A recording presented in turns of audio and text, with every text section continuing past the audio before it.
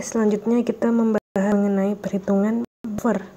Pada larutan buffer, kita lihat di sini ada 1 molar asetik asid ya, dan 1 molar C3CONA. Ditanya berapa pH-nya, yaitu ada asam lemah dan basa konjugasinya. Ini asam lemahnya, ini basa konjugasinya. Kemudian ditanya yang kedua adalah pH larutan buffer bila kita berikan 0,1 mol gas HCl ke dalam 1 liter larutan. 1 liter larutan ini ya.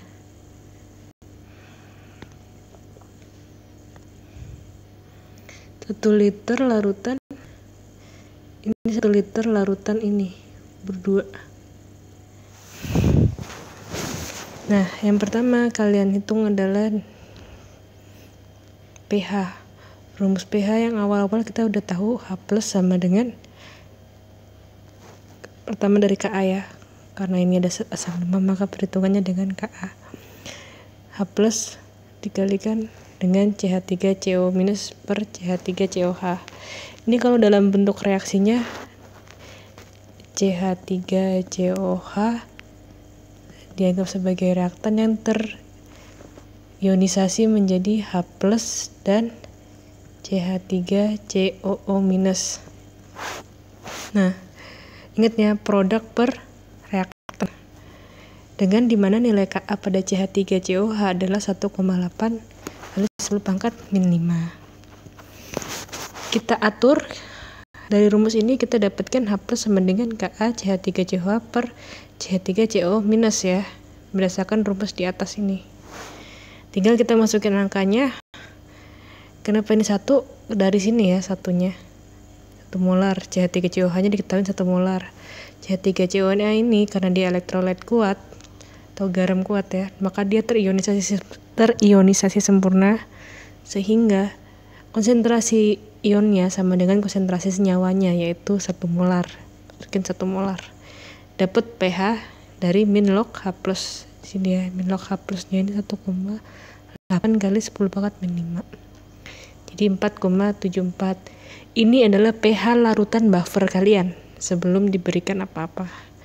Kemudian pertanyaan selanjutnya, apabila saya berikan dia 0,1 mol gas HCl ke dalam 1 liter larutan buffer saya, berapa pH yang akan terjadi? Dengan asumsi tidak ada pertambahan volume ya, karena ini bentuknya gas. Nah, kamu harus tahu dulu di sini. Di sini ini berapa 1 molar ya?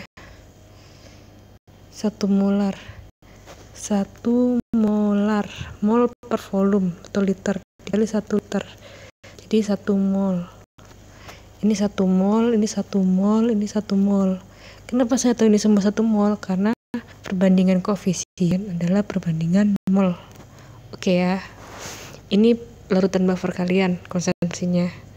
Kemudian kamu kasih HCl. HCl terionisasi jadi H+ dan Cl-, di mana konsentrasinya dikasih tahu adalah 0,1 mol. 0,1 mol ini, ingat perbandingan koefisien adalah perbandingan mol, jadi 0,1 mol HCl karena dia asam kuat terionisasi sempurna sehingga konsentrasi atau mol si HCl sama dengan mol si bentuk ionnya. Jadi 0,1. Kemudian ini kan dicampurkan ke dalam larutan buffer.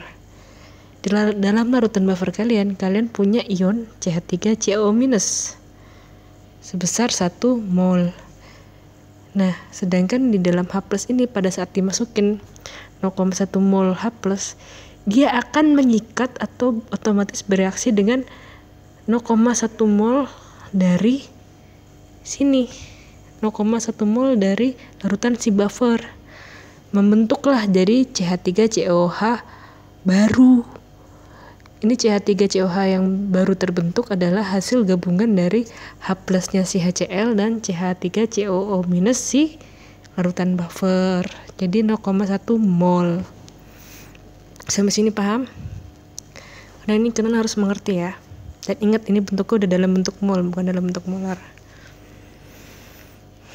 Nah, kalau jumlah acetic acid dan jumlah mol ion, acetic ion yang itu ini terbentuk seperti ini. Ini yang baru CH3COH yang tadinya cuma 1. Ini dari mana? Dari sini ya satunya. Cuma 1. Kemudian ketambahan 0,1. Nih, hasil yang baru CH3COH baru hasil reaksi antara HCl dan larutan buffer.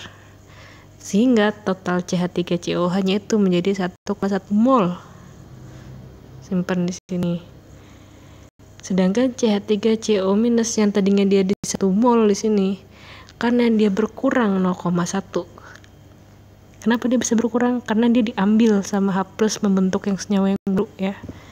Jadi 1 mol dikurang 0,1 mol dari sini ya. Dari sini 0,1-nya menjadi 0,9 mol. Oke, dipahami ya. Kalau nggak bisa dibaca lagi. Nah, setelah kita tahu konsentrasi